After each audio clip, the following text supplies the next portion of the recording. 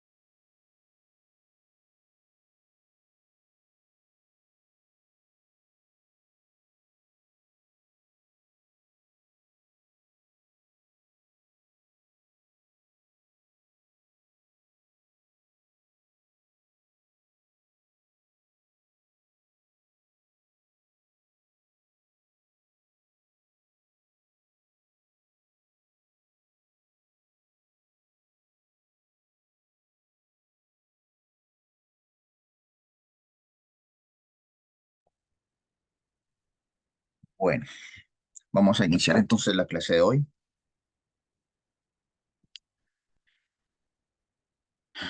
Vamos a ir viendo los conectados. María tampoco se conectó hoy, así que ya no fue la presentación que nos quedó viendo. Bueno, entonces, como les dije ayer, hoy vamos a revisar pues la última partecita de anatomía. Vamos a revisar un poco neurotransmisores, la neurona y la célula. Entonces,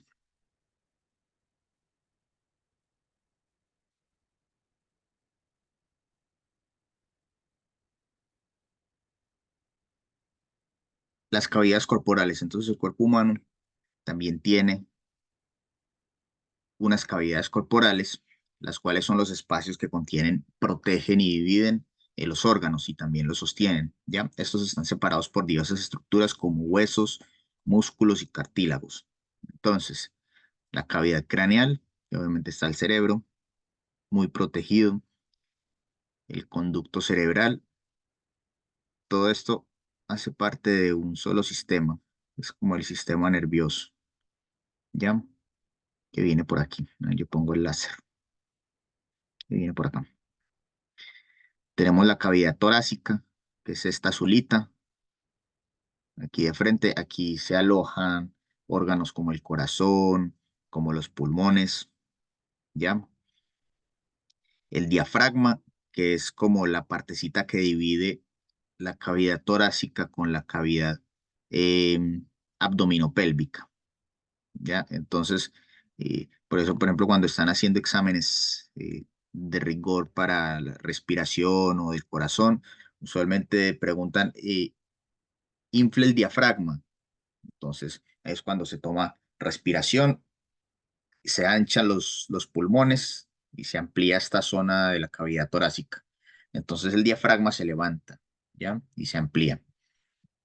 Entonces, en la cavidad abdominopélvica tenemos la cavidad abdominal, que es la partecita de arriba, que aquí ya pues encontramos el estómago, los intestinos, el hígado, y en la cavidad pélvica encontramos ya parte de los riñones y la parte del sistema urinario. Entonces, recuerden, vista anterior está parado de frente. Si estuviese dando la espalda sería vista posterior y vista lateral derecha. Entonces, en la cavidad craneal está formada por los huesos craneales y contiene el encéfalo. El encéfalo es el cerebro. El neurocráneo es la cubierta ósea que cubre el encéfalo. Las meninges craneales, dura madre, aracnoides y pia madre. Estas meninges craneales es como las, la protección que recubre el cerebro, ¿ya? Se llama dura madre, aracnoides y pia madre. Y sus cubiertas membranosas adyacentes. Está conformado por dos segmentos, bóveda y, y base craneal. Base craneal es esta parte de acá y toda la bóveda pues, que contiene el cerebro. Ustedes me imagino que han escuchado la enfermedad que se llama meningitis, ¿ya? La meningitis es una inflamación eh, de esta parte de la dura madre, aracnoides y pía madre, ¿ya? Es una infección. Entonces, cuando esta partecita se nos infecta, meningitis, eso es muy complicado. Eso, el tratamiento debe ser bien agresivo, ¿ya? Ya que puede ser una infección mortal. Entonces se infectan como todos estos tejidos que rodean el cerebro. Entonces, por eso la meninge es esta y cuando hay una infección se llama meningitis. Usualmente las enfermedades tienen esos nombres, ¿ya? Cuando, por ejemplo, tengo una infección en la faringe, se llama faringitis. Cuando tengo algún tipo de infección en la piel, de la dermis, se llama dermatitis. Entonces, así también vienen pues los nombres de las enfermedades, dependiendo de la zona del cuerpo, como se llame, se le agrega como esa partecita de titis, usualmente en varias enfermedades como para identificar. Entonces, si ustedes les hablan de alguna enfermedad que ustedes no sepan qué es, ustedes unificando de pronto las palabras lo pueden suponer. Entonces, tenemos los huesos del cráneo. Entonces, el frontal, el parietal, el occipital, que es la parte trasera, el temporal, que son los lados, aquí y acá. Esta es la parte del temporal, como donde está la oreja. Los esfenoides, que es esta parte de aquí, que usualmente en esta zona aparecen migrañas. Eh, el etmoides, que ya es como la parte del ojo, parte trasera. Eh, la fosa nasal, que es hasta acá. Tenemos el lagrimal, el maxilar, la mandíbula y el cigomático, que es esta partecita de aquí, ya que ustedes se tocan acá como el pómulo, eso durito, ese es el cigomático de la cara. Bueno, preguntas hasta acá, que hasta aquí pues llega como la parte de anatomía. Listo. Vamos a continuar. Entonces, ¿qué son los neurotransmisores? ¿Alguna vez ustedes han escuchado hablar de los neurotransmisores? ¿Han escuchado hablar de la serotonina, la dopamina, de qué sirven eh, para un montón de procesos en el cuerpo? Entonces, estos neurotransmisores son biomoléculas que se encargan de transmitir la información de una neurona a otra por medio de la sinapsis. Entonces, cuando ocurre esto, la sustancia química se libera y actúa. Entonces, ¿qué es la sinapsis? Vamos entendiendo los términos. La sinapsis es la comunicación entre una neurona y otra neurona, ¿ya? Entonces, aquí tenemos una neurona, aquí tenemos otra neurona. Ellas se unen por medio de unos filamentos que ahorita vamos a ver, y ese momento, que hay como un intercambio de moléculas, se llama sinapsis, se están comunicando entre ellas, ¿ya? Entonces, ¿cómo se comunican? Liberando biomoléculas, o sea, neurotransmisores. Dependiendo del neurotransmisor que libere, va a ser la información que se está dando. Y esa información de una neurona a otra pasa sumamente rápido. Entonces, de una a otra, otra, y así sucesivamente, para que así el cuerpo tenga una respuesta ante determinado evento pues que esté pasando. ¿Ya?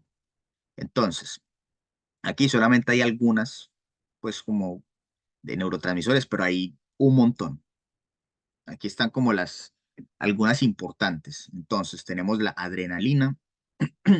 Este lugar del cerebro eh, no necesariamente pues es donde se producen, ya se producen, las producen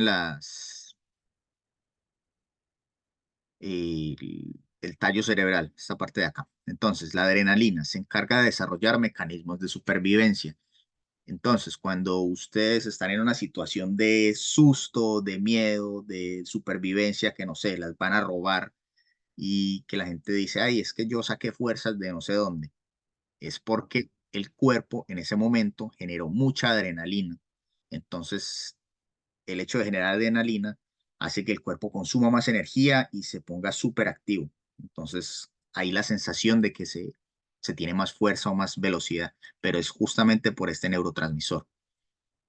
El ácido gamma-aminobutírico o el GABA, que más adelante lo vamos a revisar, es inhibitorio, o sea, reduce el nivel de excitación de las neuronas. ¿Qué significa eso? Reducir el nivel de excitación de las neuronas, o sea, que es un neurotransmisor que nos lleva un poco a la calma, ¿ya? Usualmente los psicotrópicos afectan este tipo de neurotransmisores, ¿ya? O sea, los disminuye, perdón, los aumentan, porque al haber GABA en los neurotransmisores, al aumentar el nivel del GABA, va a producir que el cuerpo esté más calmado, sea más relajo, sensación de relajo, sensación de sedación, y eso es lo que se busca con esos medicamentos. La acetilcolina regula la capacidad para retener la información, almacenarla, recuperarla en el momento necesario. Entonces, lo que es esta acetilcolina junto con el glutamato, que es este de acá, son importantes en el tema de procesos de memoria, aprendizaje, retención de información, como todas estas cositas. Entonces, cuando ustedes ven que hay gente que busca eh, en la farmacia los como coayudantes o glutamato o productos naturales que tengan glutamato, es para esto. Usualmente el glutamato viene acompañado de acetilcolina. Noradrenalina es una hormona que funciona como para generar estrés en el cuerpo. Ya si usted se encuentra estresado, muy seguramente tiene un nivel alto de noradrenalina en el cuerpo. La histamina actúa como una hormona del sistema inmunitario y digestivo, entonces son bien conocidos los medicamentos antihistamínicos, ¿ya? O sea, que reducen el nivel de la histamina. ¿Por qué? Porque cuando hay mucha histamina en el cuerpo, significa que hay de pronto un proceso inmunitario en el cuerpo. Me explico. Eh, Me dio una inflamación en la muñeca porque me dio un golpe o tengo una picazón, yo qué sé, esa picazón debe ser porque la histamina está actuando en ese momento en esa zona como protegiendo el cuerpo de algún tipo de infección, alguna cosa, algún cuerpo extraño del cuerpo. Entonces nosotros lo que hacemos es tomar un antihistamínico que reduzca los niveles de histamina para que reduzca la picazón, ¿ya? Tenemos la serotonina, que la serotonina y la dopamina son, digamos, de las más famosas, ya que controla la temperatura corporal, el sueño, el apetito, deseo sexual, estado de ánimo. Entonces, cuando decimos que tenemos niveles de serotonina y dopamina altos, ya porque esta se relaciona también con sensación de placer, bienestar y relajación, significa que nuestro cuerpo está feliz, está contento, está radiante. Entonces ahí es cuando dicen, "Ah, es que yo necesito mucha dopamina o serotonina del cuerpo". Son llamadas los neurotransmisores de la felicidad. Entonces, eso, ahí a grosso modo, como los más importantes. Entonces, la neurona. Este es un esquema muy aproximado de lo que es una neurona, ¿ya? Tenemos que esta partecita, la neurona se divide en varias partes, es como una cabecita con una colita, ¿ya? Esa colita tiene como otras colitas que sirven para unirse a otras neuronas. Entonces, estas, esta parte de acá es el núcleo de la neurona, ¿ya? Se encuentran las dendritas son estos pelitos que salen acá, que estos pelitos se van a unir a otra neurona, o sea, la parte trasera de la neurona, que estos son llamados los axones, ¿ya? O el terminal de los axones. Entonces las dendritas se unen en el terminal de los axones de otra neurona. Entonces así se van pegadas una a las otras, una a las otras. Esto es como cuerpo celular de la neurona. Estos punticos azulitos es la neuroglía. Ya más adelante vamos a revisar cada uno. Tenemos la mielina, que es como el recubrimiento. O sea, tanto la neuroglía y la mielina protegen como el cuerpo de la dendrita. La dendrita, eso es como un caparazoncito. Cada uno de estos es como un caparazón, ¿ya? Entonces viene toda la dendrita que se viene, viene hasta acá y acá se divide. Y todo esto es como la protección que le permite, pues, como una movilidad a la neurona. Tenemos entonces el terminal de los axones, que son estos de acá, que estos son los que se van a unir a las dendritas de otra neurona. Estos son los nodos de Rambier, que son como pequeños espacios que hay entre estas terminales, pues, de protección. Son pequeños espacios. Esto lo que les permite es que se muevan, ¿ya? Y el axón como tal, que el axón es este larguito, viene desde acá, viene por el interior de esta neuroglía y de la mielina, y acá se divide. No necesariamente en cuatro, puede ser en muchos pelitos más de axones, y eso es lo que, como les indico, se va a unir a las otras, a la cabecita de otras neuronas. Entonces, el núcleo, que es este de acá, se encarga de producir energía para el funcionamiento de la neurona. ¿Cómo se produce la energía? Con una molécula que se llama ATP.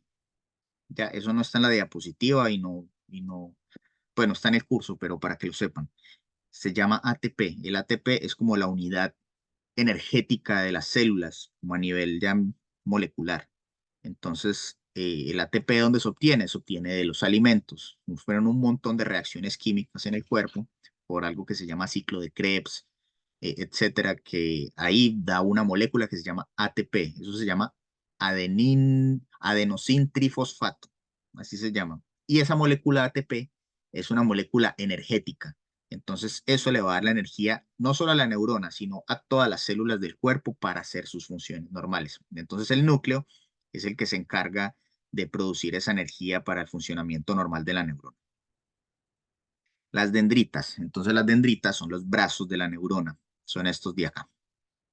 Su función es recibir los estímulos provenientes de otras neuronas. Entonces, como les decía, los estímulos van a venir desde los axones. Entonces, Este axón se va a unir a las dendritas.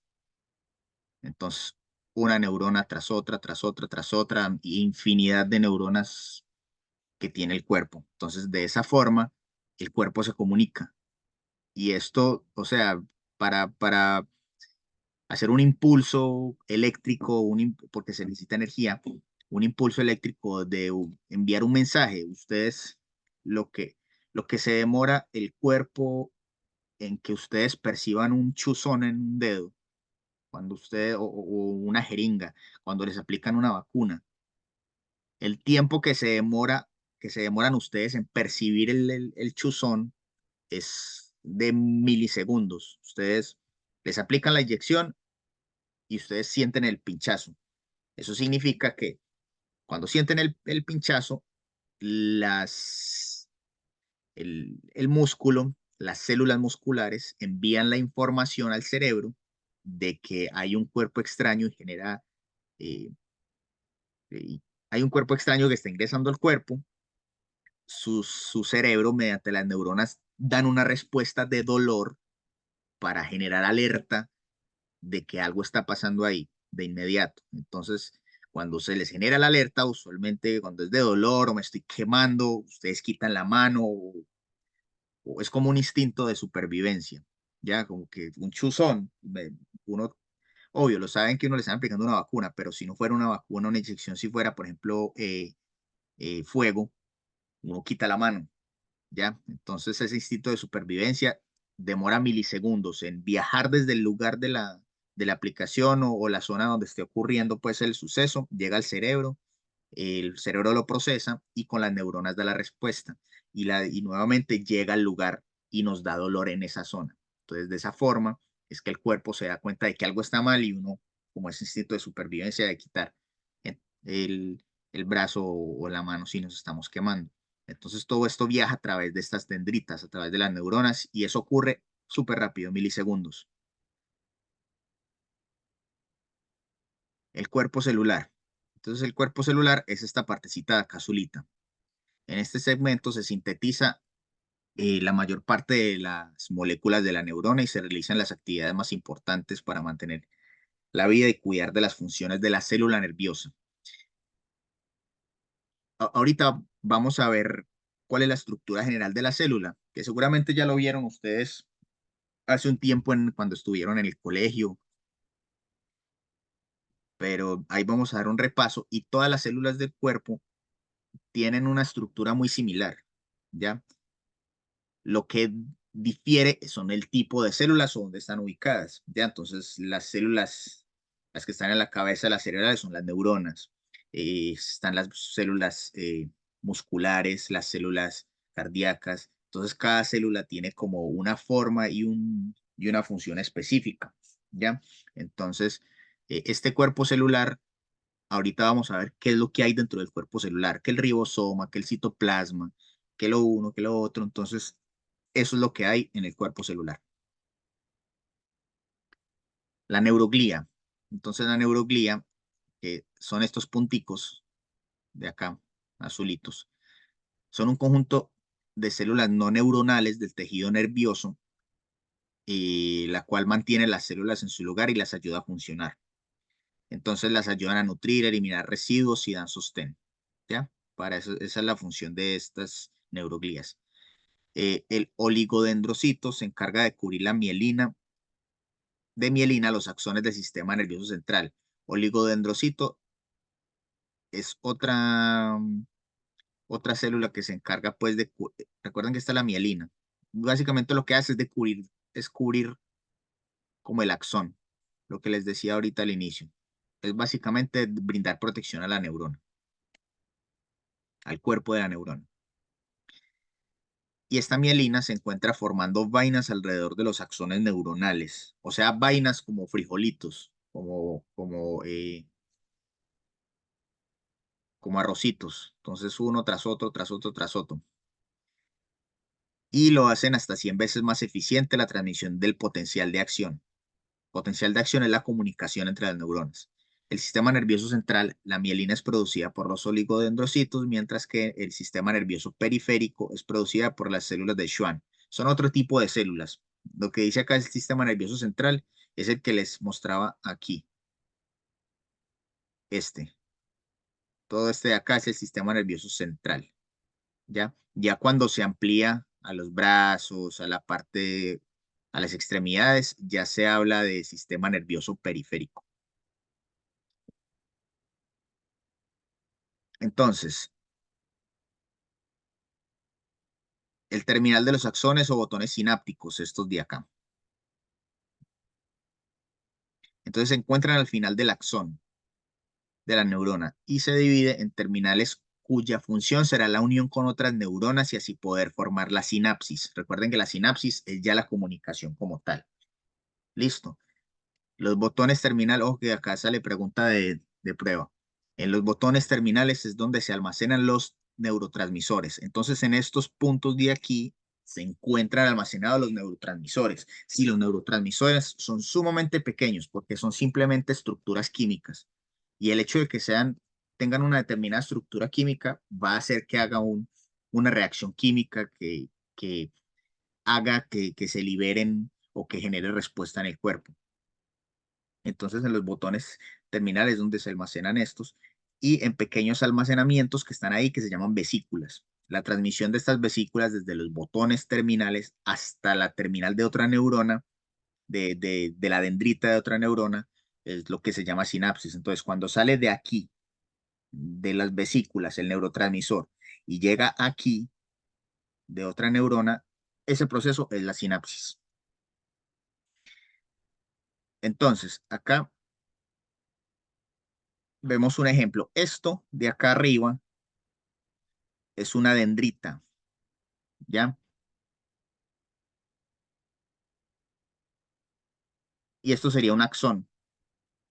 Entonces, una neurona y otra neurona aquí,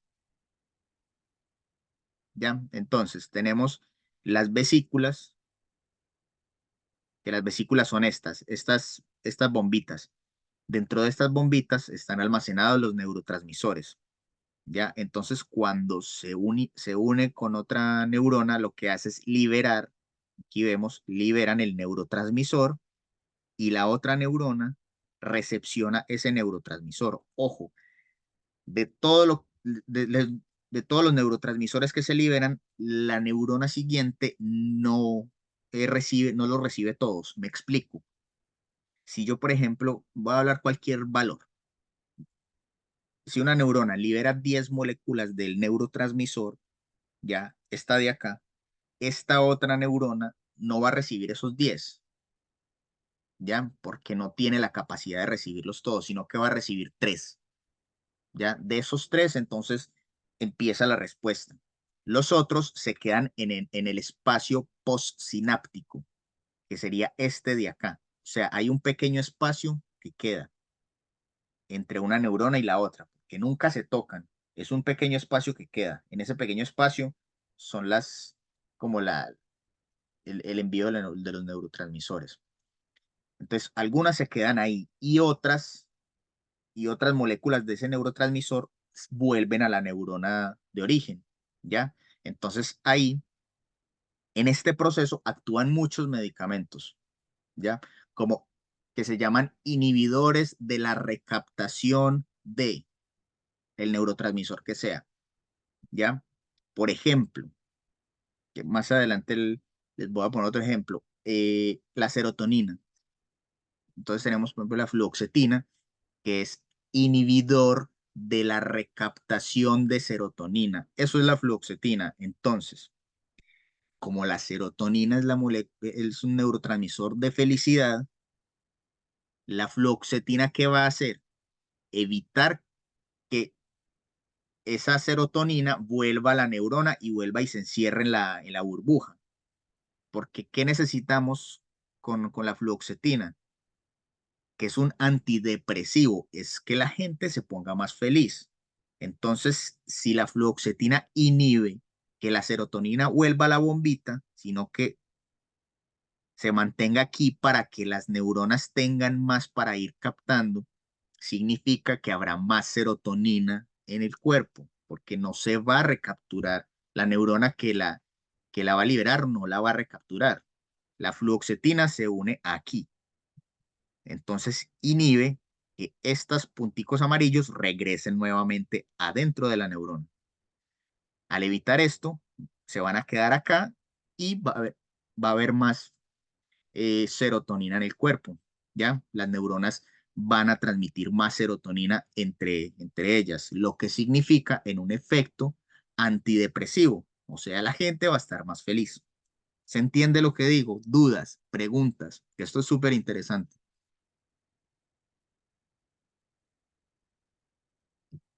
Las escucho, ¿me están entendiendo? Voy muy rápido, está muy enredado.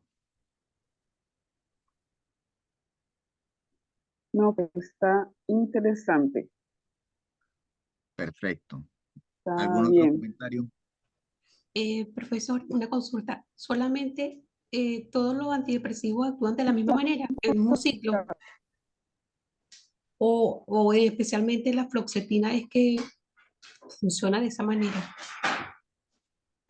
Usualmente los antidepresivos actúan de esa manera. Sin embargo, hay diversos antidepresivos que tienen como diversas potencias.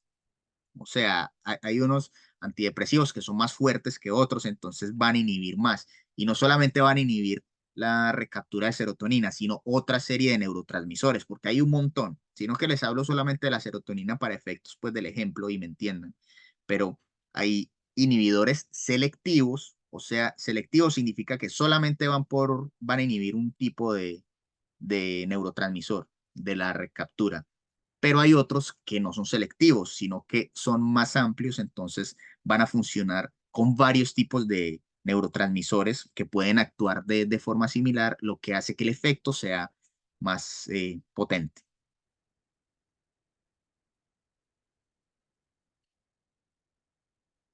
Listo, por acá que dicen en el chat, todo bien, está interesante, listo, perfecto. Eso, me interesa que me entiendan esta parte porque más adelante cuando hablemos de los medicamentos y yo les diga, sí, es que este es un inhibidor selectivo de tal neurotransmisor por esta forma, eso sería el mecanismo de acción de un medicamento como tal, ¿ya?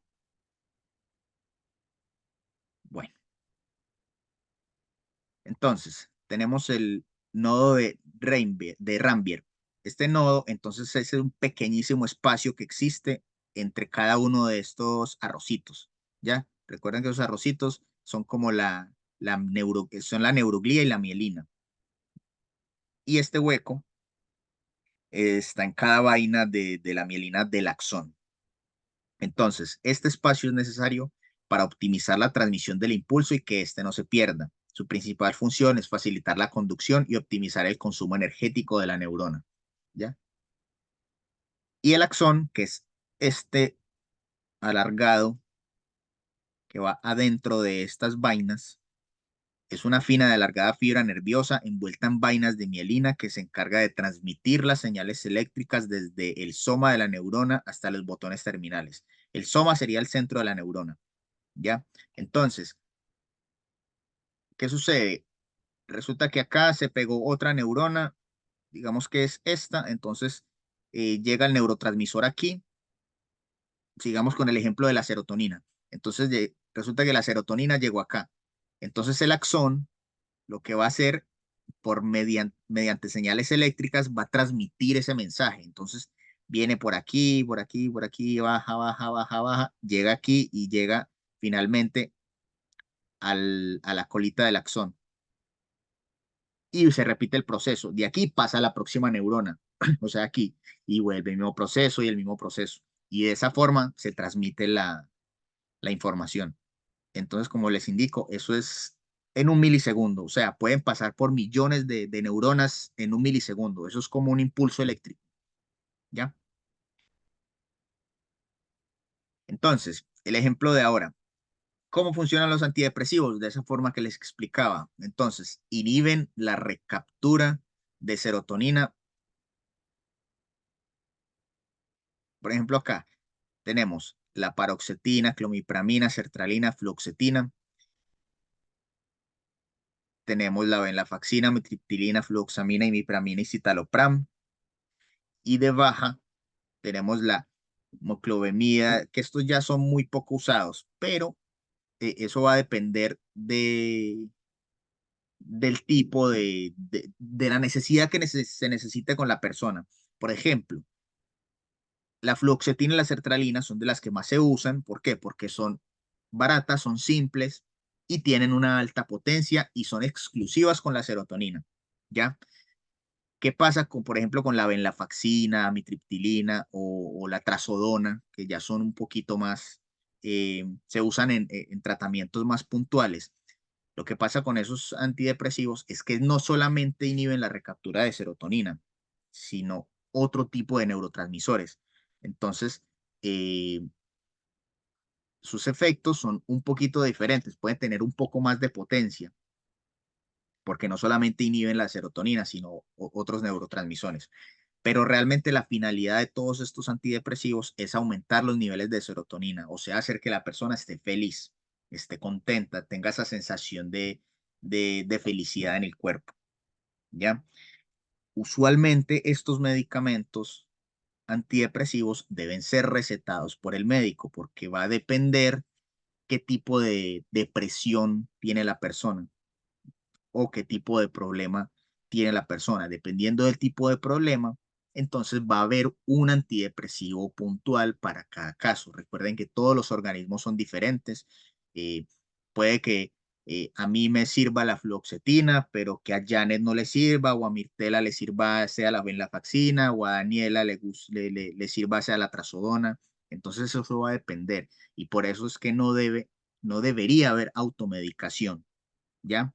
Porque todos somos diferentes, entonces en cada uno el medicamento va a actuar, puede generar un efecto muy similar, pero también es muy probable o que no sirva o que genere de pronto alguna reacción adversa, porque yo no sé si soy alérgico a algo o simplemente mi cuerpo no funciona con ese medicamento. Entonces, ahí va como el detalle del asunto. Bueno, vamos a ver un pequeño videíto para que lo vean un poquito más visual. No sé si compartí con audio. Voy a dejar de compartir y vuelvo y comparto.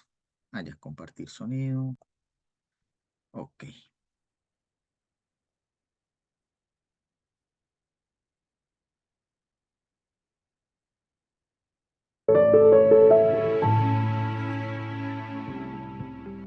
Hola a todos, ¿qué tal? Bienvenidos a un nuevo vídeo de Psicoactiva. En este vídeo vamos a hablar sobre los inhibidores selectivos de la recaptación de la serotonina. Dicho así, suena un poco extraño, pero si os digo Prozac, seguro que sabéis a lo que me estoy refiriendo. El Prozac es el nombre comercial del antidepresivo fluoxetina. También tenemos otro antidepresivo que se llama la paroxetina. Digamos, son los dos más conocidos y pertenecen a los inhibidores selectivos de la recaptación de la serotonina. Pero, ¿cómo funcionan este tipo de fármacos? Es decir, cuando nos tomamos una fluoxetina o una paroxetina, ¿estamos tomando serotonina? No funciona así. Vale, vamos a ver cómo funciona a nivel neuronal. ¿Por qué aumenta los niveles de serotonina? Se descubrió hace tiempo que cuando estos niveles aumentaban, los niveles de serotonina, también aumentaba nuestra sensación de bienestar, nuestra autoestima, nuestra concentración. Entonces, voy a explicar unas cuantas cosas básicas, ¿vale? No vamos a hablar tanto de la sinapsis neuronal, pero sí voy a explicar unas cosas básicas. Las neuronas, entre ellas, no se tocan, ¿vale? Este, digamos, va a ser el botón terminal. El botón, digamos, terminal de una neurona, la que manda el mensaje. Aquí tenemos un espacio sináptico entre las dos neuronas porque no se tocan. Hay un espacio sináptico donde se produce la sinapsis, que es la comunicación entre neuronas. Y aquí tenemos la siguiente neurona, ¿vale? Le vamos a llamar la membrana posináptica. Membrana presináptica, espacio sináptico y membrana posináptica. Vamos a ver que la comunicación va a ir de la presináptica a la posináptica. Entonces, las neuronas se comunican entre ellas a través de los neurotransmisores. Esto es la forma de comunicación entre las neuronas. Entonces, ¿cómo funcionan los inhibidores selectivos de la recaptación de la serotonina? Bien, cuando una neurona manda a la otra serotonina, el neurotransmisor serotonina, la siguiente neurona, el espacio, digamos, la membrana posináptica, capta Solo capta. Ahora veréis por qué digo que capta. Capta este neurotransmisor. Pero ¿qué ocurre con los siguientes, digamos, con los sobrantes, ¿no? Con los neurotransmisores de serotonina sobrantes? Bueno, pues unos son degradados y otros son recaptados por la membrana presináptica. Por eso he dicho antes que aquí se captan y aquí se recaptan. Es decir, aquí se cogen y aquí se vuelven otra vez a la membrana presináptica. Son dos formas de eliminar esa serotonina que queda en el espacio sináptico una vez que el mensaje de una neurona a otra ha sido transmitido con éxito.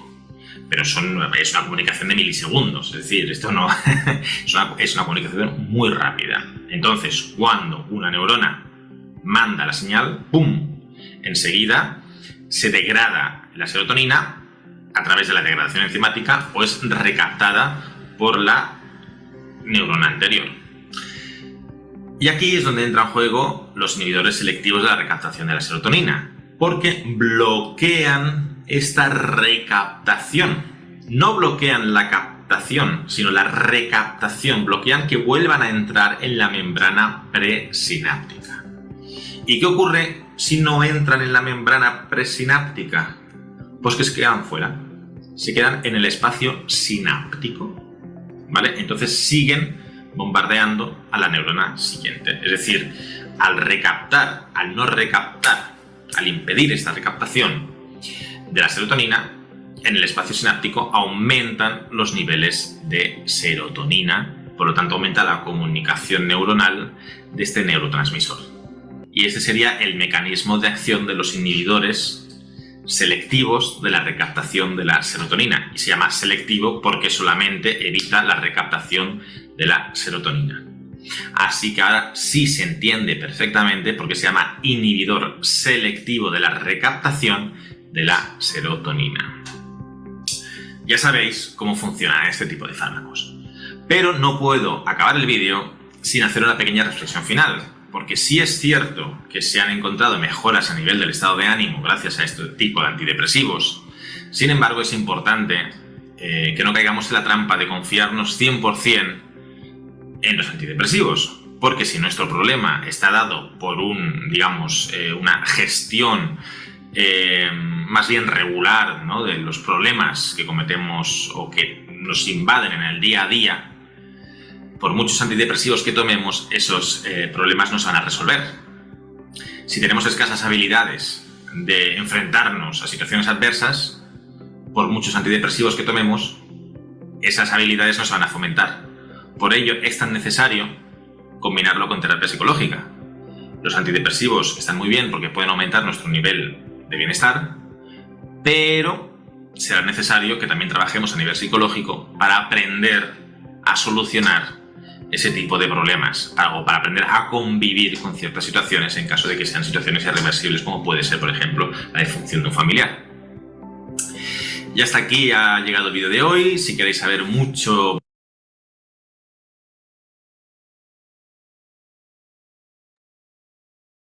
Escucho opiniones.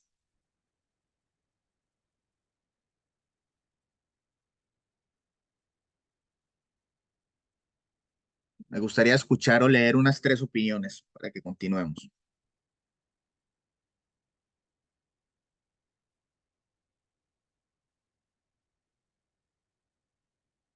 De a una, no se peleen por opinar.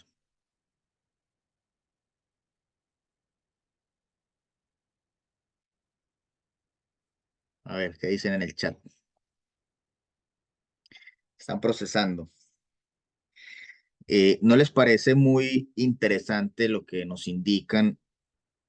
Que obviamente el antidepresivo por sí solo no hace todo el trabajo, ya que si son problemas superan, que superan ya nuestro ser, problemas laborales, problemas familiares, por muchos antidepresivos que se tomen, pues va a ser difícil superar el tema, ¿ya? Entonces la solución debe empezar por otro lado. Y obviamente coayudado también con tratamiento psicológico si es del caso, ¿ya? Entonces, eso da un poco de ilustración a lo que les venía explicando ahorita. Entonces, ¿qué opinan de eso? ¿Creen ustedes que se debe primero ordenar un poquito la vida cuando se sienta que hay depresión, identificar el problema y primero atacar el problema de forma externa para que el medicamento obviamente nos ayude posteriormente. ¿O qué opinan? Eh, bueno, yo estoy de acuerdo con lo que dice usted, profesor. A veces los problemas no simplemente la podemos atacar con antidepresivos. Tenemos que examinar nuestro cuerpo, nuestro organismo, mirar la raíz, o sea, atacar la raíz de qué causa ese problema y trabajar nosotros mismos, y eso sí, también con ayudas. Hay ayudas psicológicas, psiquiatras, pero no nos podemos llenar nuestro organismo depresivos. Excelente, Mirtela. O sea, cuando nosotros no sabemos cuál es la razón de nuestros problemas, que resulta que yo cualquier día empecé a llegar aburrido a la casa, pero no sé por qué, me siento aburrido, me siento triste con la vida, pero no sé por qué, no sé por qué. Pues el medicamento puede ser muy inteligente como el ibuprofeno de ayer que sabe que me dolía el dedo gordo, pero pues no va a ser magia. Entonces, ¿para qué es lo que sigue ahí? Ir donde un psicólogo y el psicólogo seguramente nos va a ayudar a identificar la raíz del problema. Claro, todo ayuda, el psicólogo y ayudar un poco el cuerpo con un antidepresivo. Una opinión más, a ver, por aquí en el chat que nos dicen. Profesor, Sí, Janet. em, yo estaba viendo, me llamó la atención que en el anterior, en la lámina anterior, que dice antidepresivos de alta, intermedia y baja. Yo he pasado por muchas, yo he tomado antidepresivos. Me mandaron primero sertralina, después no me daba nada, después paroxetina, y ahora me cambiaron a la venlafaxina. Yo estoy con un problema de duelo muy fuerte, mi esposo murió y para mí ha sido muy difícil pararme. De hecho, ahorita es que estoy como que, bueno, ya estoy retomando mi vida. Yo tuve una depresión muy fuerte de que no quería ni levantarme de la cama, ni no puedo dormir todavía. También te va a tener ya 8 meses y no he podido dormir toda la noche corrida, si no es con medicamentos. Y bueno, estoy con psicólogo, con psiquiatra, entonces todavía no he logrado sentir esa felicidad, pues, a pesar de que también estoy haciendo ejercicio, hago yoga, meditación, reiki, pero es un vacío muy difícil y eso es difícil, porque los medicamentos tampoco hacen magia, entonces hay que tener como multifactores, estar en el aquí y en la hora, tratar de ver las cosas positivas, eso es lo que yo trato de hacer, pero le digo, no he logrado. O sea, y hay cosas que es difícil, pues entonces siempre uno necesita un apoyo, en mi caso, un apoyo de psicólogo, eh, personas también, para el entorno, mi familia me da mucho apoyo. Y ahorita estoy con la venlafaxina. Hay ruido al lado y no me escuchan. Sí, te estamos escuchando. Ok. Y está también la situación de que un psiquiatra me mandó venlafaxina en la mañana y en la tarde, porque era que lloraba todo el día, no paraba de llorar. No había nada, cada ratito lloraba, lloraba, lloraba. Pero me lo mandaban en las 9 de la mañana y después a las 3 de la tarde, la venlafaxina. Y yo sentía un dolor un fuerte y entonces ya no lloraba. Me daba que yo ganas de llorar, pero no lloraba nada. Me ponía así como un sentimiento de ganas de llorar y me sentía como una presión en el pecho. Entonces ahora ya me regularon porque me han cambiado las dosis. Ahorita estoy tomando solamente a las 9 de la mañana la venlafaxina. Y es lo que me ha mantenido un poco, claro, tengo que hacer ejercicio todos los días. Cuando no hago ejercicio 2 días, siento que estoy bajo otra vez. Pero tampoco ya estoy habituada. Estoy habituada a esos medicamentos. Primero estuve con la sertralina, pero me dolía mucho la cabeza y sentía como una sensación de vértigo. No me prestaba y lloraba igual. Pero claro, son muchos factores que me han coincidido en esta etapa, pues. Y lo que me causa curiosidad es que primero empezaron con la sertralina, después con la paroxetina, ahora con la venlafaxina. No debería ser de baja a intermedia a alta. Me da curiosidad. Listo, ahí te voy a dar la respuesta. Que muchas gracias por compartirnos esa experiencia, Janet. eh, que ahí, pues con ese ejemplo de ella, nos damos cuenta de que realmente el medicamento por sí solo no hace magia. O sea, tiene que haber una serie de factores que coayuden a levantar a la persona, ya en esos estados depresivos.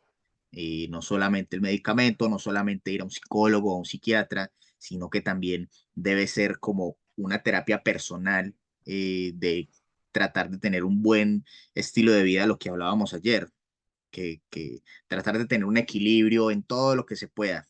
Obviamente, pues lo que nos indicaba, pues por la pérdida que sufriste, es muy difícil y toma un tiempo reponerse para lograr nuevamente ese equilibrio en salud, pero, pero yo creo que vas por el camino correcto, pues por lo que nos indican, porque eso es lo que hay que hacer, realmente tratar de mantener el cuerpo y mente ocupados. Entonces, lo que dice acá el cuadro significa que estos son de alta potencia, pero solamente son exclusivos de la serotonina, ¿ya? Lo que son intermedias y bajas significa que ya actúan con otro, inhibiendo la recaptación de otros neurotransmisores, ¿ya? Entonces son mejores. ¿Por qué? Porque no solamente va a inhibir un neurotransmisor, sino que van a inhibir dos o tres o más. Entonces eso significa que su efecto va a ser más potente. ¿Ya? Entonces, por eso la venlafaxina es más potente que estas de acá y las de aquí, las de baja, por ejemplo, la trazodona, sería más potente que la venlafaxina o la mitriptilina. Entonces, ese va siendo como el orden. ¿Y eso quién lo decide? El psiquiatra o el médico, pues, que las esté atendiendo. ¿Listo, Janet? Ok, gracias, profesor. Vale, perfecto. Y yendo al chat para que sigamos, bueno, Priscila se quedó procesando. Clara, buenísimo el video de explicación, sí, tal cual. Ya ven que el cuerpo es sumamente inteligente y se queda, o sea, uno queda pero loco cuando se pone a estudiar pues fisiología y cómo actúan las cosas en el cuerpo. Denise, hay que hacer terapia integral, también existen terapias alternativas, correcto. Esas terapias alternativas, como por ejemplo, disculpe ya por ejemplo, el Reiki que hace, es una terapia alternativa. Y si ella se siente bien haciendo el Reiki, está súper bien. O sea, eso ya va a depender de cada persona. Si, por ejemplo, si Denise no le gusta el Reiki, sino que resulta que a ella le gusta hacer, no sé, medicina oriental o yo qué sé, cualquier medicina alternativa es válido. Lo importante es uno sentirse bien con uno mismo y no preocuparse de que es que a la otra persona o no le gusta, no le parece, no. Es lo que a cada persona le guste hacer, se sienta bien y eso hace parte del equilibrio en salud. Listo, vamos a continuar. Entonces, ahora vamos a pasar a las benzodiazepinas, ya pasando de los antidepresivos, para dar el ejemplo con las eh, benzodiazepinas. Resulta que las benzodiazepinas actúan es con el receptor, con el neurotransmisor, perdón, GABA. Recordemos, antes de dar el ejemplo, el GABA qué es, para que lo tengamos claro nuevamente. Aquí está. Reduce el nivel de excitación de las neuronas. Entonces, ¿qué necesitamos? Necesitamos que haya mucho de ese neurotransmisor, igual que la serotonina, ya en los antidepresivos. Entonces, ¿qué necesitamos que hagan las benzodiazepinas? Que inhiban la recaptación del GABA, o sea, que haya más GABA transmitiéndose y así dar esa sensación de, de tranquilidad también. Entonces, llega el impulso nervioso de otra neurona, entonces aquí estas son las burbujitas donde están almacenados el GABA pues en los axones finales de la neurona. Se libera el GABA,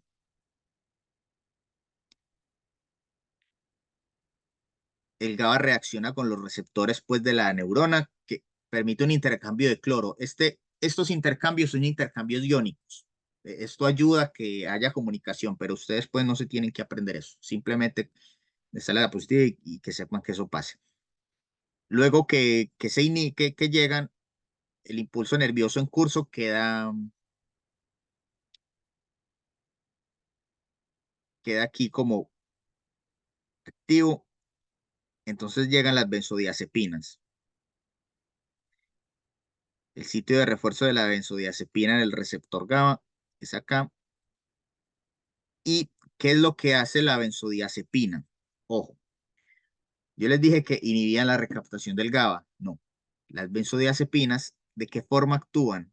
Incrementan el efecto del GABA, o sea, potencian el efecto de este neurotransmisor. ¿Ya? Entonces, ¿qué hace? La benzodiazepina viene y se une a la neurona, llámese cualquier benzodiazepina, yo que sé, alprazolam, clonazepam, cualquiera de esos, y lo que hace es que se une a la neurona y ayuda a que el GABA ingrese de forma más activa a la próxima neurona, y así sucesivamente. ¿Ya? Entonces, eso básicamente es lo que hace la benzodiazepina. Ahorita igual vamos a ver un videito porque con videito uno viendo lo gráfico se entiende mejor y ahorita lo vamos a discutir. Entonces, esto es lo que hace. Llega la benzodiazepina. Estos son receptores, se llaman receptores alfa, beta y gamma. Simplemente son receptores que hay en la molécula postsináptica.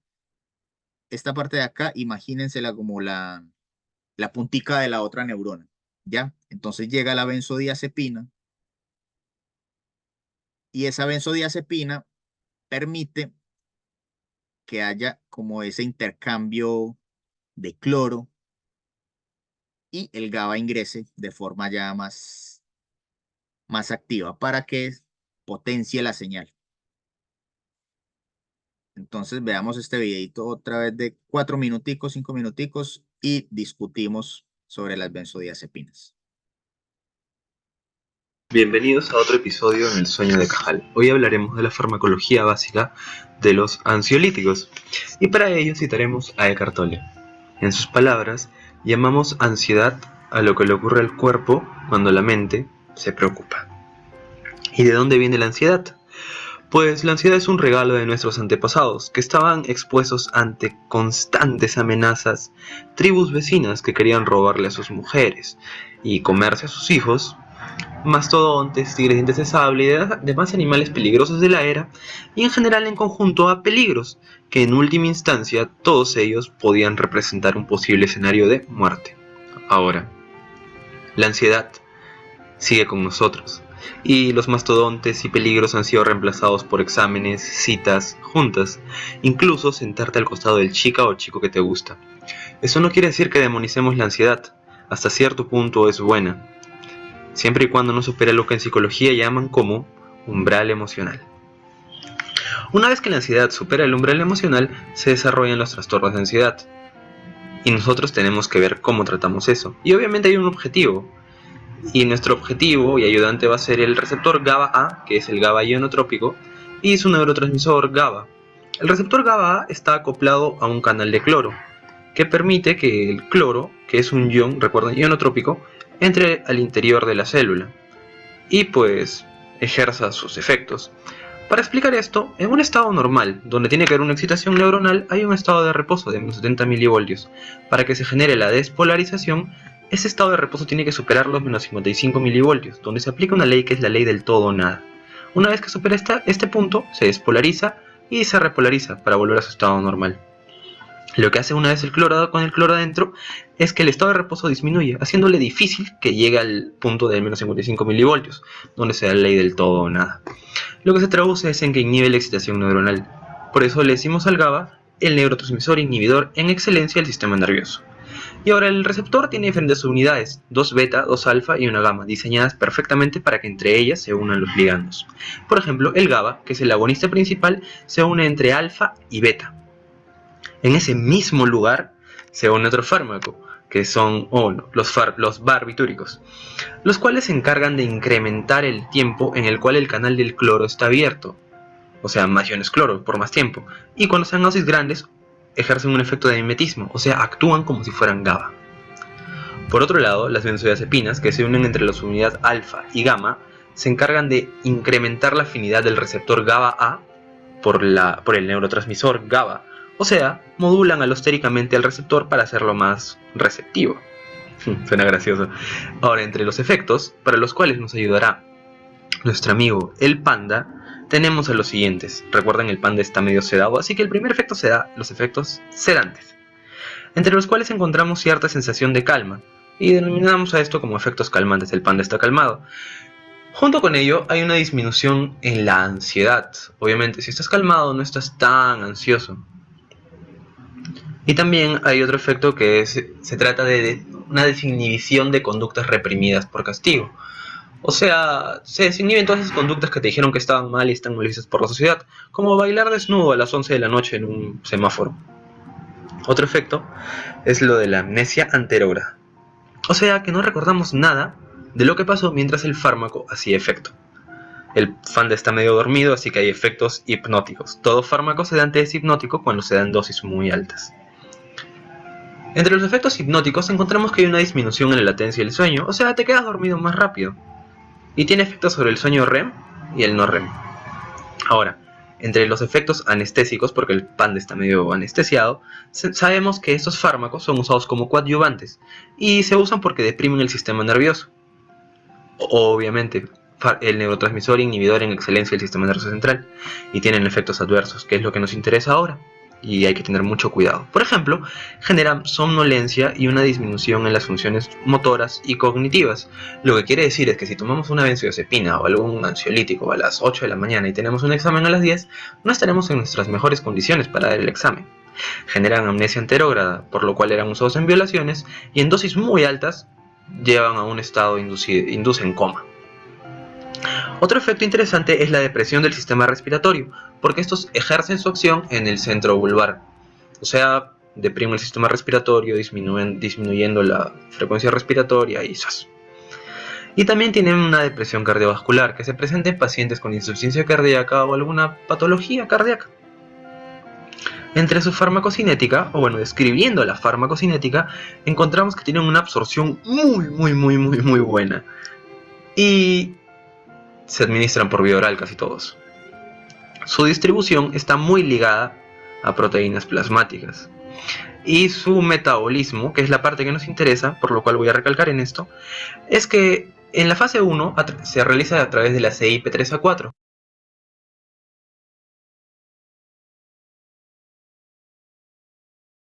Bueno.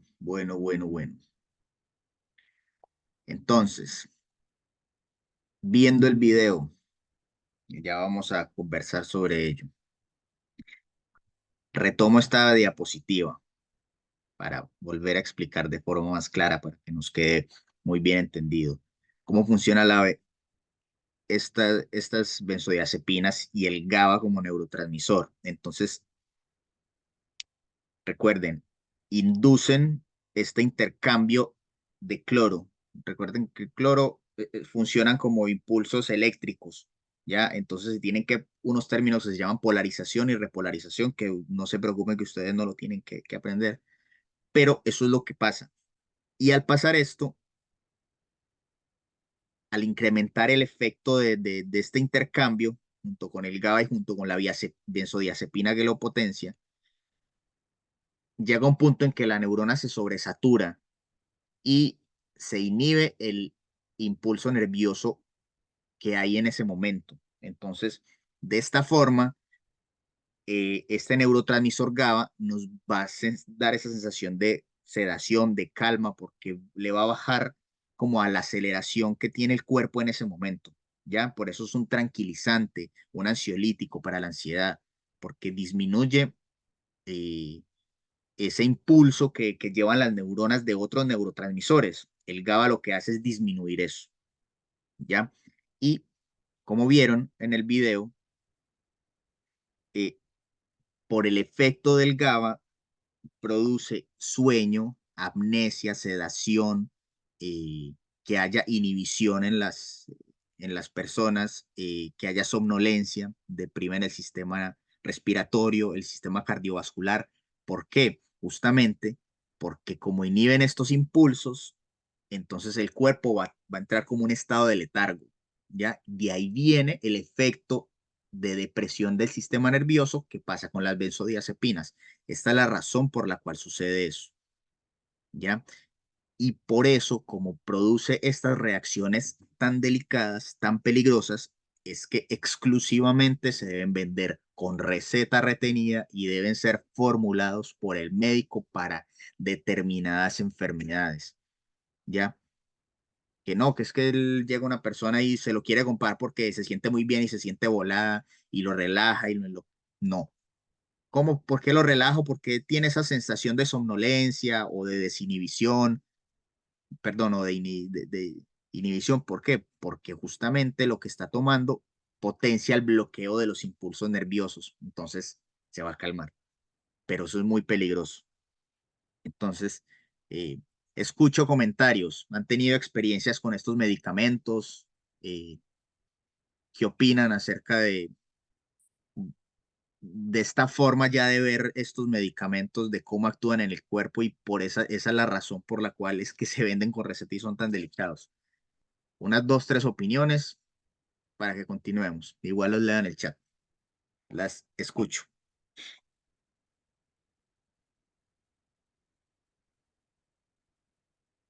Profesor, yo vengo como recién integrándome porque como estoy en el trabajo, trato de estar un poco atenta con el tema, Ya. Sí, no se preocupe, pero Catherine. igual sí, por lo menos lo que estaba escuchando que están hablando un poco de lo que le hace el efecto las pastillas en el cuerpo, Tabletas. controlar la depresión, perdón, las tabletas. Para controlar la depresión o qué efecto tienen las tabletas dentro del cuerpo para calmar esa ansiedad. Una cosa así. No sé si estoy muy... No, estás en lo correcto. Eso es lo que estamos revisando. Estábamos viendo hace un ratito el tema de los antidepresivos y ahorita Sí, estamos viendo el ejemplo, pero en las benzodiazepinas que actúan como ansiolíticos, como para las personas ansiosas o que tienen ese tipo de problemas que son muy aceleradas. Para eso está sí. las benzodiazepinas, para ayudarles a disminuir eso, interrumpiendo las señales entre las neuronas. Entonces, Ya. eso. Ah, ya. Bueno, la única pastilla que a mí me recomendó el médico, por medio del médico, sí, fue la clonazepam, ¿Ya? porque tenía trastornos del sueño, porque, bueno, es una cosa de que yo desde que soy bebé, porque todos son conscientes de eso, de que yo no dormía durante la noche. Ya. Entonces era como que estaba toda la noche despierta y durante el día estaba así muy activa y no descansaba casi nada. Entonces, hasta ahora que soy adulta, ya por lo menos la ansiedad, eso de intentar dormir, eso ya como que se ha bajado un poco. Pero tomé muy poco, eso sí, las pastillas, porque después ya sentí que no las necesitaba. Ya, súper. Y justamente el clonazepam que nos mencionas, uno de sus efectos es evitar o inducir un poco el sueño. eh, claro, de diferentes formas. Ya el médico, como fue quien te revisó, te las envía porque para tu caso particular te servía más el clonazepam que otros medicamentos. Pero justamente para eso era. Y eso está bien usarlo de forma responsable, que es eh, usarlo un corto periodo y ya cuando el cuerpo también nos avisa, ya no necesito el medicamento, podemos seguir sin él, dejar el medicamento de un lado para que no venga esos temas de adicción a ese tipo de medicamentos. Y, no, la verdad que no, más que nada me lo recetaron por el hecho de que les llamó la atención de que yo no dormía.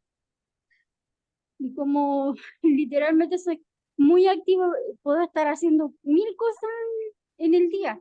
pero en la noche no seguía haciendo y me activaba más. Y era por esa razón que me decía, no, Claro, que tienes que y mira activarlo. lo que nos, lo que nos indica es que haces muchas cosas mucho al tiempo, entonces en la noche era igual. Entonces, ¿qué pasaba? Tu sistema nervioso, las neuronas se mantenían trabajando a mil, a mil, a mil, a mil, a mil. Entonces, Sí, sí, claro, es increíble. Eso es lo que no se explicaban porque seguía activa y durante la noche era mucho más. entonces, ¿qué pasó? Te dieron la benzodiazepina para que potenciara el GABA y las neuronas cortaran tanta aceleración. Y ese es el efecto Claro, que eso era es el objetivo. exactamente. Ya, Sí. Así que esa muchas, es como mi experiencia. ya, súper. Muchas gracias, Catherine. Vamos a Ya. revisar acá el chat. Yo solo he tomado para bajar tabletas para bajar de peso y para dormir bien. Sí, hay un montón. En el mercado hay cualquier tipo de cuestiones para bajar de peso y para dormir bien. Desde naturales como melatonina, pues para inductor del sueño, que igual la melatonina es un neurotransmisor. Ojo, la melatonina es un neurotransmisor que induce el sueño. Entonces, lo que compran en la farmacia es más melatonina para que haya más melatonina en el cuerpo, para que nos dé un poco de sueño. La sopiclona y otro montón de medicamentos para dormir y bajar de peso. También hay varios, desde las fenterminas, que esas son con receta cheque, hasta otras que no son con receta. Priscila, he escuchado gente toma cierto medicamento, pero les da como una leve amnesia y hacen compras online y no recuerdan haberlo comprado. Mish, está peligroso ese medicamento. Tampoco sé cuál será, pero pues peligrosa la cosa, pero debe ser algo por aquí parecido, debe ser una benzodiazepina, ya que si les genera amnesia, ese es uno de los efectos eh, principales de estos medicamentos. Denise, a mí me pasa lo contrario, siempre estoy cansada y creo que es por estrés. Claro, puede ser, eh, ese estrés.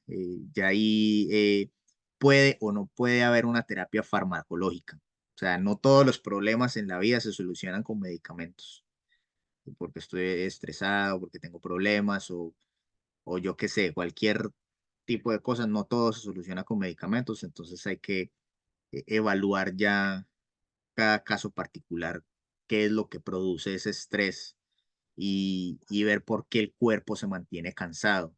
Debe haber algún motivo que origina eso. Entonces ahí hay que ver los casos particulares. Bueno, entonces avancemos. Entonces tenemos cavidad vertebral. Toda esta parte, las vértebras, vamos a ver un poquito más de anatomía. Las vértebras son quienes protegen o le dan soporte al cuerpo, ¿ya? Entonces, formada por la columna vertebral, que es toda esta, y contiene la médula espinal y el comienzo de los nervios espinales. Se une por arriba con la cavidad craneal, o sea, acá, a través del agujero occipital. Recuerden que el occipital es el hueso que queda en esta parte de acá. Y llegando hasta la posición glútea, o sea, hasta aquí. Todo este es el sistema nervioso, desde acá hasta acá. Sistema nervioso central. Recuerden que periférico es cuando ya se va a las extremidades. ¿Saben ustedes qué medicamentos se aplican a través de la columna vertebral?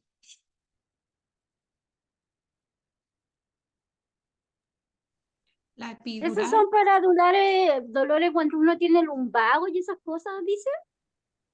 la epidural, profesor, la epidural cuando las personas tienen parto Correcto. para inhibir los dolores fuertes del parto, las contracciones. Eso es correcto.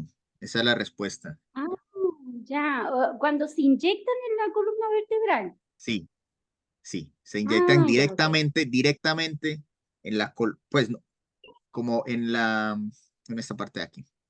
Aquí la columna Ah, ok.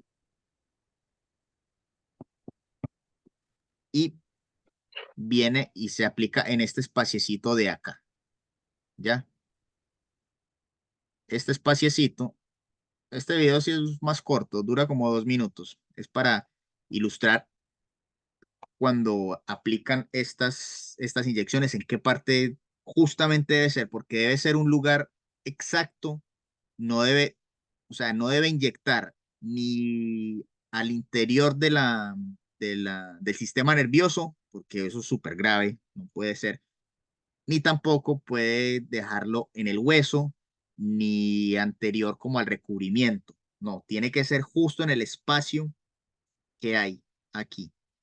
Y estas inyecciones no se pueden aplicar así como cuando nos aplican en el hospital una vacuna, no, tiene que ser con asistencia de un aparato especial, como ir viendo dónde va la aguja y dónde van a hacer la aplicación, porque es súper delicada estas inyecciones. Sí, la epidural clara en el chat, están en lo correcto. Entonces veamos este otro videito de 2 Su minutos. médico le colocará una inyección epidural de esteroides para reducir la inflamación de su columna, reduciendo así el dolor y dando tiempo para que su condición sane.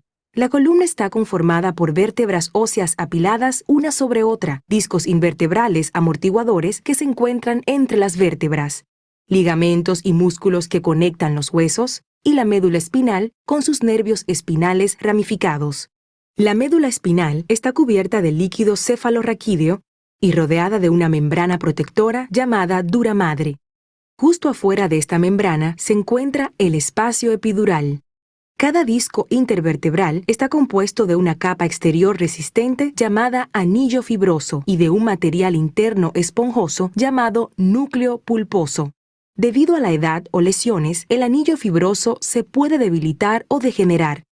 Como resultado, el disco puede hincharse dentro de las estructuras vasculares y neurales, causando inflamación y dolor. Si el anillo se daña por completo, el núcleo puede filtrarse causando una hernia discal.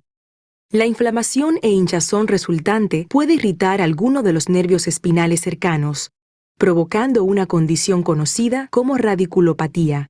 Las hernias discales en la región baja o lumbar de la espalda tienden a producir un dolor lacerante que se extiende a la pierna, una condición llamada ciática. Si se produce una hernia en algún disco del cuello, el dolor se irradia hacia el brazo. Otra condición que puede ocasionar dolor e inflamación en el área de los nervios espinales es la osteoartritis, que puede provocar un crecimiento excesivo de los huesos en las articulaciones de la columna, lo que da como resultado la compresión de los nervios espinales cercanos. La inyección epidural de esteroides es un procedimiento mínimamente invasivo. Para comenzar, su médico adormecerá la piel de su espalda con una anestesia local. Utilizando una radiografía como guía, su médico insertará una aguja entre los huesos y a través de los ligamentos de su columna hasta alcanzar el espacio epidural al nivel de la inflamación. Una vez que la aguja se ha insertado en el espacio epidural, su médico inyectará la solución de esteroides. Después del procedimiento, puede aplicar hielo al área de... Listo. Entonces, básicamente,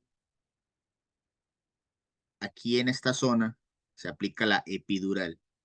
Y esto es un anestésico. Entonces, la epidural lo que hace es anestesiar toda la parte inferior del cuerpo para así reducir el dolor del, del parto.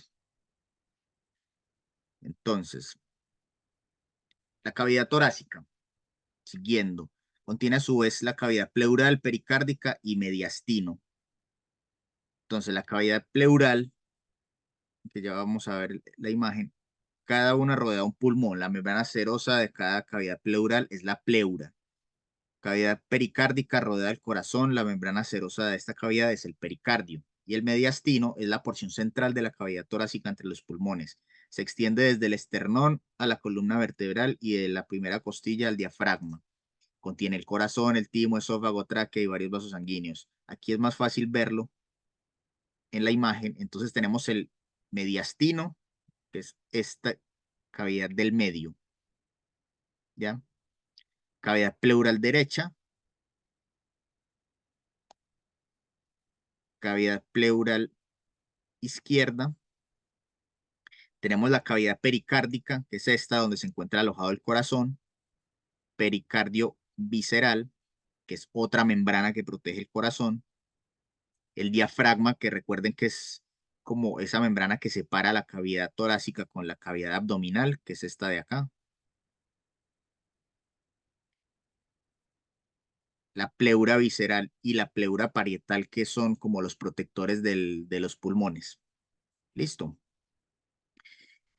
Y la cavidad abdominopélvica, que ya la que sigue es la de acá abajo, está dividida en dos. Entonces, en la abdominal, que está el estómago, el vaso, el hígado, la vesícula biliar, los intestinos y membranas serosas de la cavidad abdominal, del peritoneo.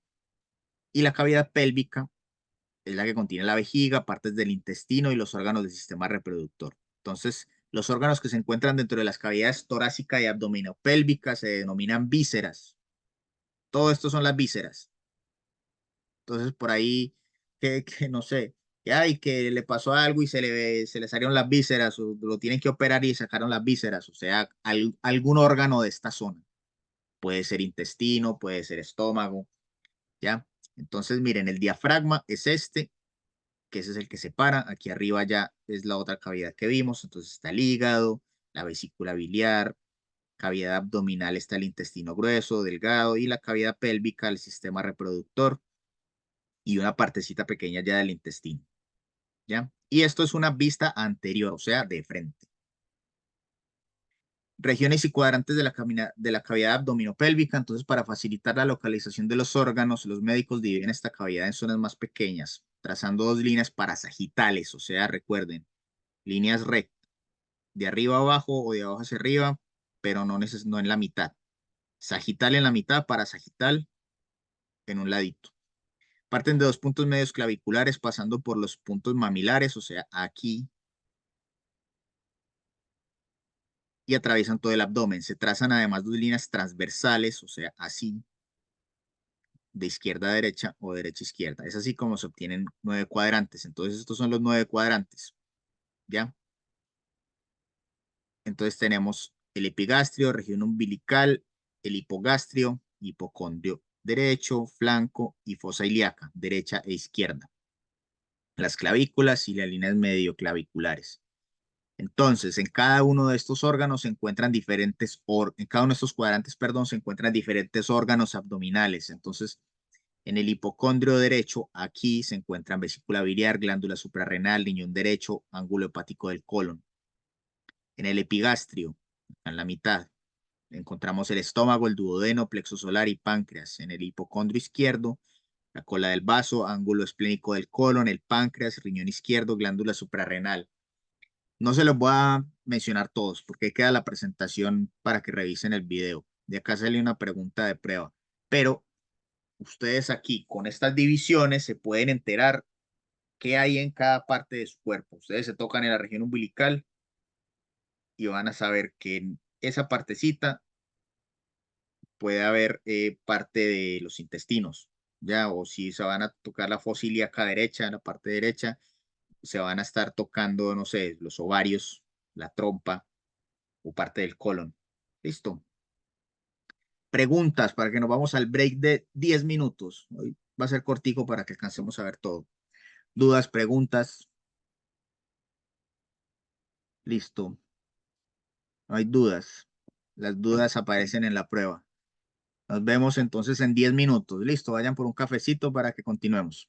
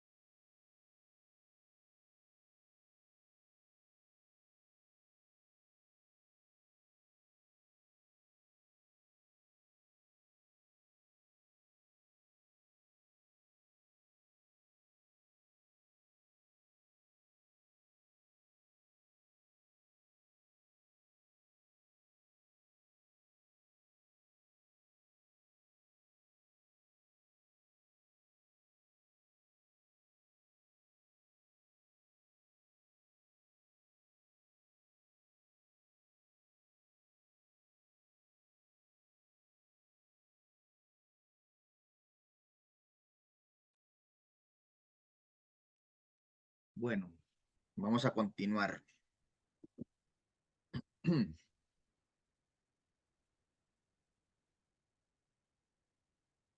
Entonces, vamos a ver un poquito de la célula y lo terminamos de repasar mañana. ¿Veis que mañana? El próximo viernes. Me siento un viernes. Ya, vamos a repasar entonces la célula y la próxima semana la continuamos. Entonces, las células son las unidades básicas de la vida, con una estructura y función específica y están rodeadas por una membrana. Todas las células se originan a partir de células preexistentes a través de un proceso llamado división celular, en el cual una célula se divide en dos células idénticas. Recuerden que hay muchos tipos de células. Entonces, cada tipo de célula desempeña un papel particular para mantener equilibrio interno del cuerpo. Ese equilibrio se llama la homeostasis, que es el equilibrio en todo, y contribuye a diversas funciones en el organismo. La biología celular o citología se enfoca en estudiar las estructuras y funciones de las células. A medida que se investigan las diferentes partes de una célula y cómo interactúan entre sí, se comprende que la estructura y las funciones celulares están estrechamente relacionadas. Entonces, en la célula es donde básicamente, en el chat, hay examen mañana. Por supuesto que hay examen mañana. Siempre hay examen. No importa cuándo sea, siempre hay examen. Cada 2 clases hay examen. Pero recuerden, el examen, como quedamos ayer, ahorita sacamos un par de minuticos para hablar de eso. Entonces, en todas las células es como la unidad fundamental de la vida, ¿ya? En las células es que se producen todas las reacciones químicas más importantes para la vida, ¿ya? Allí, estas se dividen, producen proteínas, producen compuestos químicos importantes para el cuerpo. Allí funcionan muchos medicamentos también que más adelante vamos a revisar. Entonces, esto es como la estructura, esto es una célula, ¿ya?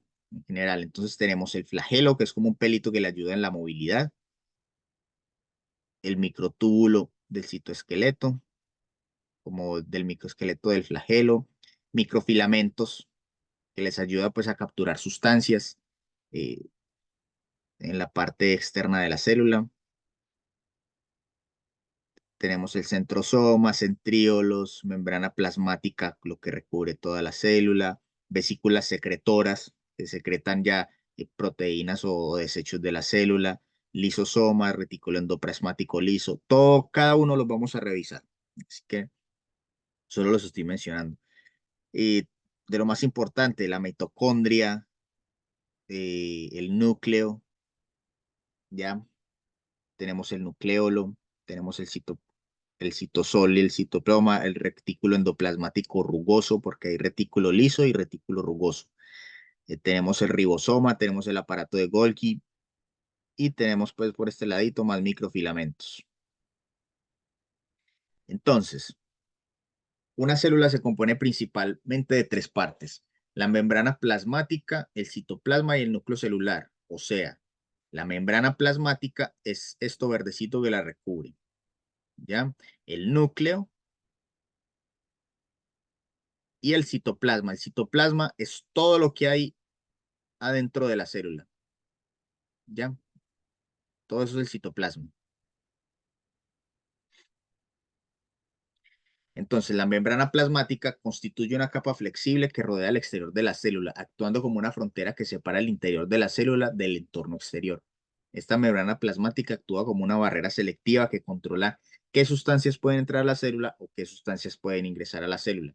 ¿Ya? Sustancias, hables de proteínas y también puede ser medicamentos, ya principios activos que se unen a la membrana y eso va a generar un efecto que haga que ingresan o salgan diversas proteínas que generan un efecto farmacológico. Su capacidad para seleccionar qué pasa a través de ella contribuye a crear y mantener las condiciones adecuadas para que las actividades normales de la célula puedan llevarse a cabo. Entonces, además de su función de barrera, la membrana plasmática también desempeña un papel esencial en la comunicación, permitiendo que las células se comuniquen entre sí y con el entorno exterior. Un segundito.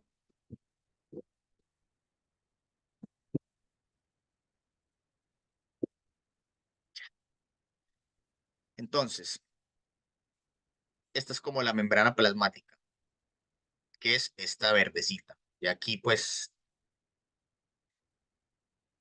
como más grande tenemos, estos son esfingolípidos, ya que son cadenas de ácidos grasos que van a permitir el ingreso y salida de proteínas, ¿ya? Entonces, todo esto son lípidos, que son como bolitas de grasa, entre comillas, ¿ya? Eso va a permitir también protección de la célula. Listo. Y todo esto, alrededor de toda la membrana, hay como ingreso y salida de proteínas, dependiendo pues las necesidades de la célula. Entonces, está la importancia de esta membrana. En el citoplasma, entonces están todos los componentes celulares, ¿ya? Que se ubican entre la membrana plasmática y el núcleo.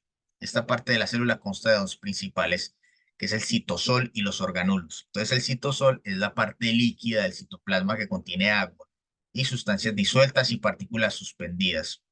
Y dentro del citosol se encuentran diversos tipos de orgánulos, que son pequeñas estructuras, las cuales tienen formas características y funciones específicas, como cuáles. Entonces, tenemos los centrosomas, que contienen el material pericentriolar, que contiene tubulinas utilizadas para el crecimiento del uso mitótico y la formación de los microtúbulos. ¿Cómo así? ¿Qué significa eso? Eso lo que hace es que ayuda a que todas estas estructuras se formen, ¿ya? Los cilios que mueven los fluidos sobre la superficie celular son estos pelitos de acá. Entonces ayudan a mover diversos fluidos sobre esta superficie. Y los flagelos, que son los que mueven la célula entera. Entonces son estos flagelos y los cilios son los pelitos. Por acá no, como las microvellosidades. ¿Ya? Eso es solamente un recorderis, un repaso. Entonces, tenemos también al interior de la célula el ribosoma, compuesto por dos subunidades que contienen RNA ribosómico y proteínas, en donde se dan los procesos de síntesis de proteínas. Entonces, en los ribosomas se crean las proteínas, ¿ya? Que son para diversos procesos en el cuerpo. El retículo endoplasmático rugoso es donde se sintetizan las glucoproteínas y los fosfolípidos, ¿ya? Y en el liso se sintetizan ácidos grasos y esteroides, inactiva y detoxifica fármacos, extrae grupos fosfato de la glucosa y almacena y libera iones de calcio en las células musculares. Estos iones son importantes para un intercambio iónico dentro del músculo, ¿ya? No lo tienen que aprender, simplemente es que sepan que eso existe y de esa forma funciona la, las cosas y la célula, porque realmente es complicado, es complejo y hay que analizar como cada cosa con más tiempo. El aparato de Golgi entonces capta las proteínas del retículo endoplasmático rugoso, o sea, lo que se crea por aquí, ya, y con ellas forma glucoproteínas o glucolípidos y las lipoproteínas, que esas ya se liberan al resto del cuerpo para determinadas funciones, lo que el cuerpo necesite. Y realiza otro tipo de modificaciones en las moléculas, las clasifica y las envuelve para el transporte. O sea que aquí como que se empaquetan y se liberan, ya para ir, no sé, que dependiendo del lugar del cuerpo, del tipo de proteína, se va a requerir esto. En el lisosoma, que es una vesícula formada por el aparato de Golgi, contiene enzimas digestivas que permiten digerir orgánulos dañados o células enteras. Entonces, lo que hace el lisosoma básicamente es cuidar que la célula esté bien, ¿ya? Y si se daña, va a digerir los componentes que están malos dentro de la célula. Y si resulta que la célula está dañada, va a haber un proceso que se llama apoptosis. Más adelante lo vemos, que es que la célula que se autocome, ¿ya? Esto es, por ejemplo, cuando el cuerpo identifica que hay células cancerosas. Células cancerosas es que tienen una replicación anormal. Eso es el cáncer, una replicación anormal de la célula. Entonces la célula cuando identifica ello genera apoptosis, o sea, se destruye a sí misma. Sin embargo, cuando ya los cánceres se vuelven avanzados, la célula no puede hacer apoptosis, entonces la división celular no se puede parar. Y ahí es donde vienen los tumores, el cáncer aumenta, estas células malignas pues ya se viven en el cuerpo, eso es todo un tema, que es que lo veremos de pronto en otra clase. Entonces la estructura y función celular, seguimos el peroxisoma, oxida los aminoácidos, ácidos grasos, detoxifica sustancias nocivas como el peróxido de hidrógeno y los radicales libres asociados a él. La mitocondria, ojo, pregunta de examen, la mitocondria, lugar donde se da la respiración celular aeróbica que produce la mayor parte de ATP celular. ¿Recuerdan qué era el ATP? Es la molécula energética de por sí del cuerpo, ¿ya? Entonces aquí se produce la mayor parte del ATP y cumple un papel importante y temprano en la apoptosis, o sea, en la muerte celular. El núcleo contiene la mayor parte del material genético de la célula, que está compuesto de ADN. El ADN, el nombre químico es ácido desoxirribonucleico. Y en el ADN está contenido pues todo el material genético, súper empaquetado. En el núcleo, cada cromosoma es una molécula de ADN única unida a proteínas y contiene miles de unidades hereditarias llamadas genes. Estos genes son los responsables de regular todos los aspectos relacionados con la estructura y función de la célula. Entonces, si por ejemplo mis papás tuvieron, yo tengo herencia de una enfermedad como cáncer, probablemente cuando eh, yo crezca, en mi ADN ya va información en los cromosomas que yo tengo información hereditaria de cáncer, de células cancerosas. Entonces, eventualmente, si yo no cuido mis hábitos de salud y mantengo un equilibrio pues en salud, eventualmente van a aparecer, ¿ya? Entonces, estos genes siempre van a estar y puede que no aparezca nunca la enfermedad cuando es una enfermedad genética, porque viene de generación en generación. Y aparte de eso, estos genes son los encargados pues del buen funcionamiento también y replican la estructura y función de la célula como tal. Entonces todas las proteínas y todo lo que se debe producir en la célula está en el ADN. El ADN está toda la información súper codificada. Entonces la célula, ¿cómo sabe qué tiene que producir? Se lo dice el cuerpo mediante la información entre las mismas células y el ADN le indica cómo lo tiene que producir, qué tiene que producir. Entonces, el núcleo celular, tenemos el nucleolo, el núcleo que es como un plasma, tenemos la membrana externa, la membrana interna, los poros nucleares, y tenemos cromatina y en el núcleo plasmático se encuentran los cromosomas, ¿ya? Que en los cromosomas está la información genética. Y esto es súper pequeño, 3 a 10 milímetros. Entonces recuerden la escala, kilómetros, metros, centímetros. Esto es menos que milímetros, esto es otra escala, es mucho más pequeña. Entonces esas tres estructuras son fundamentales para llevar a cabo procesos vitales en la célula como la nutrición y división celular. Entonces el proceso de la nutrición, las células utilizan los recursos y la energía que obtienen de su entorno para construir y mantener sus estructuras internas que les permitirán desarrollar diferentes funciones. Entonces, ¿cuál es el proceso de nutrición? Va en varias etapas. Adquisición de nutrientes y preparación de nutrientes para su uso. En la adquisición de nutrientes son incorporados a través de diversos métodos de transporte en la membrana celular, ¿ya?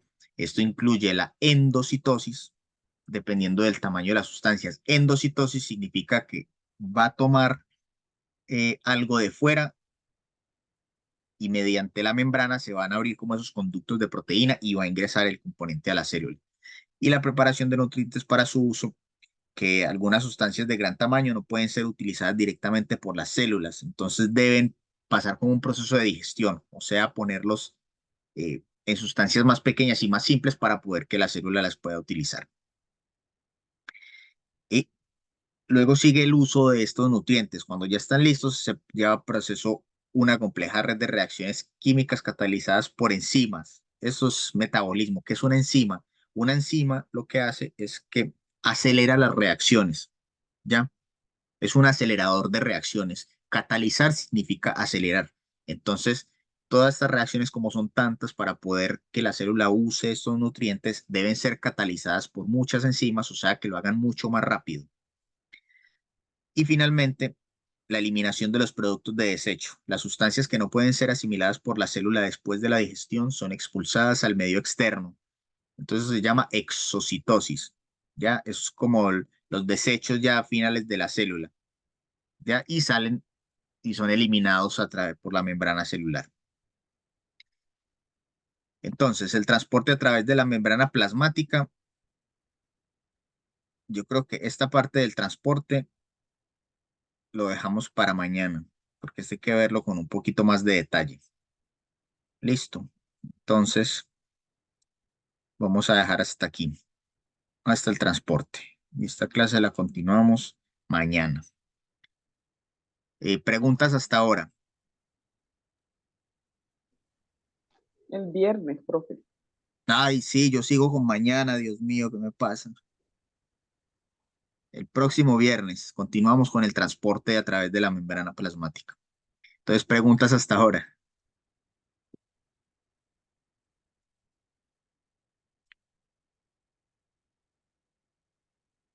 Sí, mañana hay prueba. Entonces, como les informo, como les informé ayer, las pruebas van a quedar igual.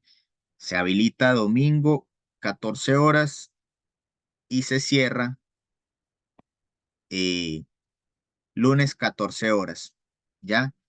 En la prueba de mañana, a ver, yo veo si entra alguna pregunta de por acá más adelante. No. Profesor, yo le quería consultar si era posible que yo pudiese dar la prueba otro día. Sí, por supuesto. Por supuesto. Me escriben, por favor, recuerden al WhatsApp quienes necesiten dar la prueba en la semana y así habilitamos eh, un ratito y conversamos el día y la hora. Listo. Entonces, mire, para la prueba de mañana, ¿qué va a ingresar? Va a ingresar, sería esto, va a ingresar núcleo celular, proceso de nutrición. Ah, no, es que acá terminamos, nos faltaba una diapositiva nomás. Pensé que faltaba más. Terminamos esta diapositiva y terminamos. El movimiento de sustancias a través de la membrana plasmática es esencial para la supervivencia de la célula. Entonces, ¿cómo ingresan? Hay dos tipos de transporte, el transporte pasivo y el transporte activo. ¿Ya? El transporte pasivo se da como por gradiente, como por concentración. ¿Ya? Entonces, si acá si hay más concentración de las moléculas acá, va a ingresar como por gradiente, ¿ya? Como por presión. Si no hay gradiente de concentración, se debe utilizar energía para poder ingresar de un lugar de que está más concentrado, perdón, que está menos concentrado, más concentrado. Entonces, esos son dos los tipos de transporte, activo y pasivo. Entonces, esto puede ser pregunta de prueba. Dos tipos de transporte, pasivo y activo, en la membrana plasmática de la célula, para el ingreso de cualquier tipo de componente de proteína al interior de la célula. ¿Ya? Entonces, está. Ocurre cuando se mueve a favor del gradiente de concentración o su gradiente eléctrico, atraviesa la membrana a expensas de su propia energía. ¿Ya? Entonces, ahí no necesita uso de energía la célula, no tiene que usar ATP. Entonces, corresponde a este tipo de transporte, difusión simple, difusión facilitada. Entran porque el, el gradiente o la concentración lo permite y no utiliza ningún tipo de energía. Listo, ahí terminamos. Maravilloso, pensé que no íbamos a terminar. Entonces, retomando la clase, la prueba, sí, mañana la prueba estará habilitada de las 14 de mañana a las 14 del lunes. Los temas que ingresan en el examen son estas dos clases, ayer y hoy. Ya está montada la clase de ayer. Listo. La clase de hoy la voy a montar en una hora.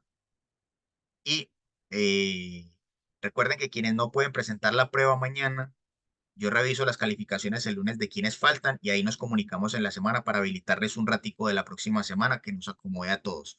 Listo. ¿Preguntas, dudas? Voy llamando a lista.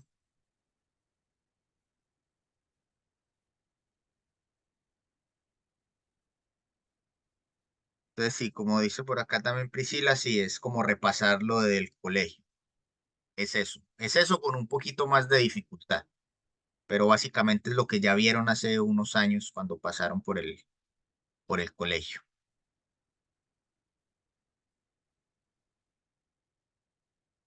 Bueno, Cristina, la veo Mirtela, Presente. Priscila, ¿dónde está? Presente, Flor, la voy a ver, Catherine Carmona, Presente, profesor. Janet, Presente, profe. Marcela, no está, Clara, Presente. eh, Sandra no está, Yesenia tampoco, Elizabeth tampoco, Catherine González, Presente, profe. presente, Michelle tampoco, Rose, Presente. Denise, Presente. Ariana ya me escribió en el chat presente, María, la que me quedé viendo la presentación no volvió, Daniela, Presente, profesor. Ida, Presente, profe. Helen, Presente, profesor. Fanny tampoco la veo, Patricia tampoco. Listo, chicas, que tengan un feliz fin de semana, que descansen, éxitos en la prueba de mañana, que está súper fácil. Nos vemos el próximo viernes, sí, ahí en la semana por WhatsApp coordinamos con quienes no pueden presentar la prueba para habilitar un ratito durante la semana. Listo, que descansen. Listo, profe. Muchas gracias. Igual. Gracias, Chao, hasta luego, chicos. feliz fin de semana. Gracias, igual. Chuta.